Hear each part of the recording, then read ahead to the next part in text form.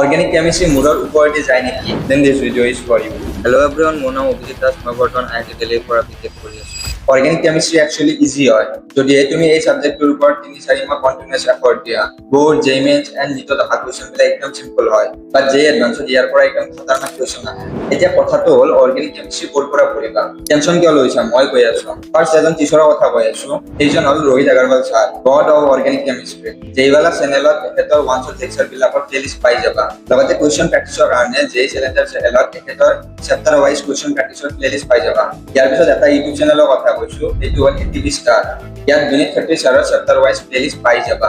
এই চেনেলটো তেতিয়া ইউজ কৰিবা যেতিয়া থিয়ৰী কিবা ডাউট থাকে, নাইবা ৰিভিজনৰ কাৰণে এই চেনেলটো ইউজ কৰিব পাৰিবা। কোচিং নাইবা ইউটিউবৰ পৰা চেপ্টাৰ এটা কমপ্লিট কৰাৰ পিছত এনচিইআৰটিৰ পৰাও চেপ্টাৰটো এবাৰ পঢ়ি ল'বা। প্ৰেক্টিছৰ কাৰণে জেই মেইনছ এণ্ড এডভান্সৰ পিৱাইকিউ বিলাক সলভ কৰিবা। এণ্ড দেন এক্সট্ৰা টাইম পালে MS ওৱান কিতাপৰ পৰা কুৱেশ্চন প্ৰেক্টিছ কৰিব পাৰিবা।